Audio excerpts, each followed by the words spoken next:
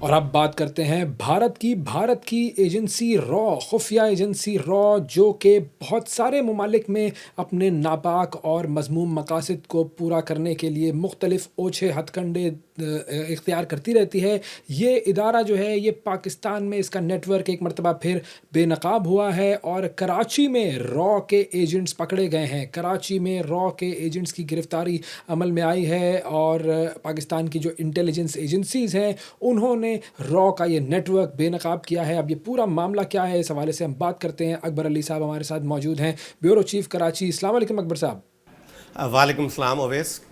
جی اکبر صاحب، میں چاہوں گا کہ اگر آپ تھوڑی سی تفصیل ہمیں بتا سکیں کہ یہ جو کراچی میں را کا نیٹ ورک پکڑا گیا ہے، کتنے لوگ اس میں شامل تھے، کس طریقے سے یہ نیٹ ورک پکڑا گیا، کیا تفصیل ہے سر؟ جی بالکل، کل ہمارے ایڈیشنل آئی جی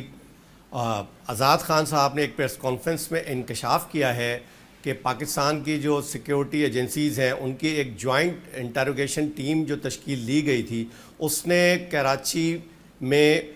را کے وہ ایجنٹس گرفتار کیے کہ جو ایک بڑی کارروائی میں ملوث تھے، اور وہ پورا نیٹ ورک انہوں نے ان 4 لوگوں کی گرفتاری کے بعد جو ہے وہ اریسٹ کیا ہے اور ان کو ڈسکور کیا ہے کہ جو یہاں کراچی میں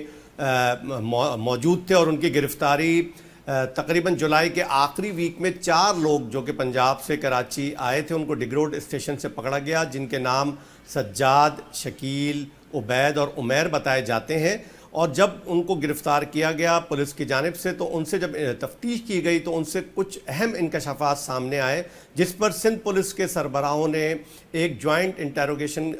ٹیم تشکیل دی، جس کو لیڈ سی ٹی ڈی اور ایف آئی اے ہمارے جو وفاقی ادارہ ہے وہ کر رہے تھے۔ تو آزاد خان صاحب نے کل اپنی پریس کانفرنس میں اس بات کا انکشاف کیا کہ جب ان 4 سے مزید اس جوائنٹ انٹروگیشن ٹیم نے تفتیش کی، سائنٹیفک بنیادوں پہ سوفسٹیکیٹڈ جو انسٹرومنٹس ہیں، جو طریقہ کار ہے تفتیش کا، اس سے مزید یہ انکشاف سامنے آیا کہ یہ 4 افراد جو ہے وہ را کے ایک نیٹ ورک کے ساتھ لنک میں ہیں، اور ان کو وہاں سے ٹاسکنگ دی گئی، اور انہوں نے 18 مئی کو بدین کے علاقے ماتلی میں ایک شہری جو سماجی کارکن عبد الرحمان ہے ان کی ٹارگٹ کلنگ کی ان 3 افراد نے، اور اس کے پیچھے سپورٹ جو تھی وہ را کی تھی، فائنینسنگ اور لاجسٹکس انہوں نے را نے فراہم کی تھی، اور پھر وہ مرڈر کر کے جو ہے وہ اس سندھ سے پنجاب چلے گئے تھے، اور پھر واپس آ کے جولائی کے آخر میں کراچی سے فرار ہو رہے تھے کہ ان کو پولیس نے گرفتار کیا ہے، جس کے بعد یہ انکشافات سامنے آئے کہ وہ را کے لیے یہاں کام کر رہے تھے۔ اور سر یہ جو نیٹ ورک کراچی میں آپریٹ کر رہا تھا یہ کن کن سرگرمیوں میں ملوث تھا؟ جی دیکھیں، بنیادی طور پر جب ان سے تفتیش کی گئی تو اس نیٹ ورک کی جو ہینڈلر تھے سنجیو کمار، جو اس وقت خلیجی ممالک میں بیٹھے ہیں، جو بھارتی شہری ہیں اور ایک تاجر بظاہر اس کا روپ ڈھار کر، انہوں نے اس ٹیم کو 12 مئی سے پہلے سلمان اور ارسلان جو کہ شیخ پورہ سے تعلق رکھتے ہیں ان کو ہائر کیا، اور ان کو یہ ٹاسک دیا کہ وہ ماتلی میں جا کر اس عبد الرحمان کا مرڈر کریں۔ خالی یہ مرڈر کی جو انویسٹیگیشن جب پولیس نے کی تو اس میں یہ سامنے آیا کہ یہ پورا گروہ ایک علیحدگی پسند تنظیم کے ساتھ مل کر دہشت گردی کے مختلف واقعات اور دہشت گردی ٹارگٹ کلنگ کے مختلف واقعات میں ملوث ہے، جس کی ابھی تفتیش مزید جاری ہے۔ تاہم اس کیس کے حوالے سے انہوں نے جتنے بھی سسپیکٹ تھے جو کہ 6 لوگ ہیں ان کو اریسٹ کر لیا ہے، اور سلمان جو کہ اس میں مین فائنینسر تھے، جن کا رابطہ سنجیو کمار جو بھارتی شہری ہیں اور خلیج میں موجود ہیں ان سے تھا، وہ یہاں 12 مئی کو آئے، اور اس کے بعد انہوں نے حیدرآباد میں ایک ہوٹل کرائے پہ لیا، جہاں یہ تینوں قاتل جو اجرتی قاتل ہیں شیخو پورہ اور مرید کے سے کراچی آیا، اور پھر اس کے بعد حیدرآباد گیا، اور وہاں انہوں نے ہوٹل میں ان سے ملاقات کر کے عبد الرحمان کی ماتلی میں ریکی کی، اور ریکی کرنے کے بعد جب ان کو موقع ملا اور جب عبد الرحمان ایک باربر شاپ سے اپنی ہیئر کٹنگ کرا کے جا رہے تھے تو ان کو وہاں انہوں نے ٹارگٹ کیا اور ان کا قتل کیا، جبکہ جو ہماری سورسز انہوں نے بتایا کہ خود عبد الرحمان جو کہ ایک سماجی کارکن، انہوں نے 1 ماہ قبل پولیس کو یہ درخواست دی تھی کہ ان کو اس بات کا خطرہ ہے کہ انہیں قتل کر دیا جائے گا، جس پہ انہیں 2 پولیس گارڈ فراہم کیے گئے تھے، لیکن بدقسمتی تھے اس وقت ایک پولیس گارڈ کی چھٹی تھی، اور دوسرا جو پولیس گارڈ تھا اس کو خود عبد الرحمان نے پھل فروٹ لانے کے لیے بھیجا تھا، تو یہ صورتحال اس وقت سامنے آئی کہ جب ان سے انویسٹیگیشن کی گئی تو یہ 6 رکنی ٹیم تھی جس میں 3 آپریٹیوز تھے جنہوں نے یہ قتل کا جو ہے وہ قتل کیا عبد الرحمان کو، جبکہ باقی جو 3 تھے جس میں سلمان، ارسلان اور عمیر۔ ارسلان اور عمیر جو ہے وہ ٹیرر فائنینسنگ کے جرم میں گرفتار ہیں، جبکہ سلمان جو ہے وہ ملک سے 19 مئی کو کراچی سے گلف خلیجی ممالک گئے اور پھر وہاں سے وہ نیپال فرار ہو گئے۔ اس وقت سوائے سلمان کے باقی پوری ٹیم گرفتار کی جا چکی ہے جو کہ مختلف واقعات میں سندھ میں ملوث ہے، جس کی مزید تفتیش کی جا رہی ہے۔ اکبر صاحب یہ بھی بتائیے گا کہ ان کا جو را کے ساتھ کنیکشن ہے وہ کس طریقے سے بے نقاب ہوا؟ دیکھیں اس میں میں آپ کو بتاتا چلوں کہ اس پوری تفتیش کو جو ہیڈ کر رہے تھے وہ ایڈیشنل آئی جی آزاد خان ہے، اور آزاد خان صاحب کا پروفائل یہ ہے کہ وہ ایک بہت ہی انٹیلیجنٹ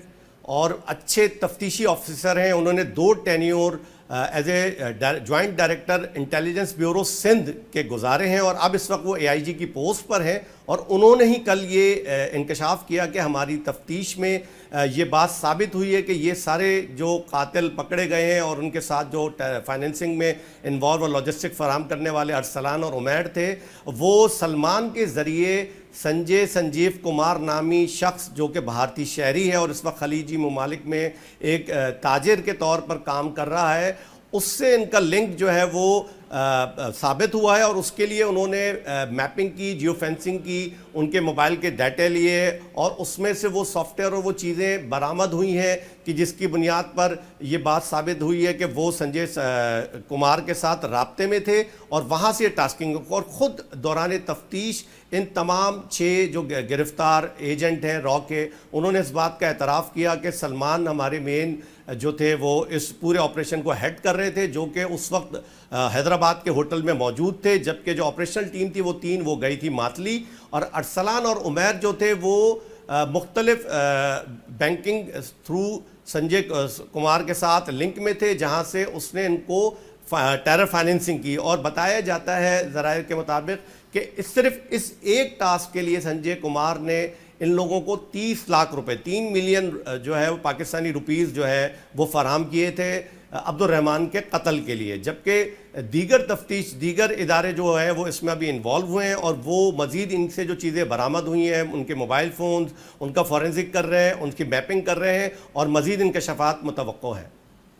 اور اب جو یہ لوگ گرفتار ہوئے ہیں ان کے حوالے سے آگے کیا کارروائی ہونی ہے؟ دیکھیں بنیادی طور پر اس کو تھوڑا سا اویس سمجھنے کی ضرورت ہے کہ جو ہمارا آپریشن بنیان مرصوص ہوا تھا انڈیا کی جانب سے ہم پر جو جارحیت کی گئی تھی اس کے جواب میں، اور اس میں جس ہزیمت کا انڈیا کو سامنا کرنا پڑا ہے، اس کے بعد سے یہ ہمارا پڑوسی ملک مسلسل جو ہے وہ اس طرح کی بزدلانہ کارروائیاں کرنے کی کوشش کر رہا ہے پاکستان کی حدود میں، اور مختلف ہینڈلرز کے ذریعے اس کی کوشش ہے کہ نامنی دہشت گردی کی کارروائیاں اور جاسوسی کے ذریعے پاکستان میں افراتفری پھیلائے، اس کے لیے وہ مختلف نیٹ ورک، مختلف ذرائع استعمال کر رہا ہے۔ خود آزاد خان صاحب جو ہمارے اے آئی جی ہیں، انہوں نے اپنی نیوز کانفرنس میں اس طرف اشارہ کیا کہ را اس حوالے سے پوری دنیا میں یہ شناخت رکھتی ہے کہ وہ اس طرح کے آپریشنز کرتی آئی ہے، اور ویسے اگر آپ کو یاد ہو کہ کینیڈا میں بھی ایک سکھ رہنما کا اس طرح کا قتل انہوں نے کیا، اس میں وہ ملوث تھے اور ان کا پورا نیٹ ورک پکڑا گیا، اور پھر اس کے بعد حالیہ اگر آپ دیکھیں تو جو ایران اسرائیل جنگ تھی اس میں بھی ایرانی جو انٹیلیجنس ایجنسیز ہیں انہوں نے ایک بہت بڑا نیٹ ورک انڈینز شہریوں کا کہ جو وہاں پہ تاجر کے روپ میں تہران میں موجود تھے ان کو پکڑا تھا کہ جو وہ وہاں جاسوسی کے کام انجام دے رہے تھے۔ تو خود آزاد خان صاحب نے اس طرف اشارہ کیا ہے کہ را کی جانب سے اس قسم کے آپریشنز جو ہیں وہ کیے جاتے ہیں خاص طور پہ پاکستان میں، اور اس کا ہدف اور مقصد صرف یہی ہوتا ہے کہ نامنی پھیلائی جائے، پاکستان میں افراتفری پیدا ہو، دہشت گردی کارروائی کی جائے، پاکستان کے انفراسٹرکچر کو کمزور کیا جائے، یہاں کی لا انفورسمنٹ ایجنسیز کے اوپر اٹیک کیے جائیں، ہمارے جو حساس تنصیبات ہیں ان کا ڈیٹا اور ان کی اطلاعات جمع کی جائے۔ تو یہ اس صورتحال کے اندر جو ہے وہ انڈیا اس وقت اپنی اس ہزیمت کو مٹانے کے لیے یہ کام کر رہا ہے، اور خود آزاد خان نے اس بات کی طرف اشارہ بھی کیا تھا کہ جو 18 مئی کو ماتلی میں قتل ہوا عبد الرحمان کا، اس کو انڈین میڈیا نے بہت زیادہ اس کو پروپیگیٹ کیا، تو یہ اس بات کو ثابت کرتا ہے کہ را ایک بہت ہی جسے کہتے ہیں ڈیزائن آپریشن پاکستان کے اندر اپنے جاسوسوں کے ذریعے، اپنے ایجنٹوں کے ذریعے کر رہا ہے۔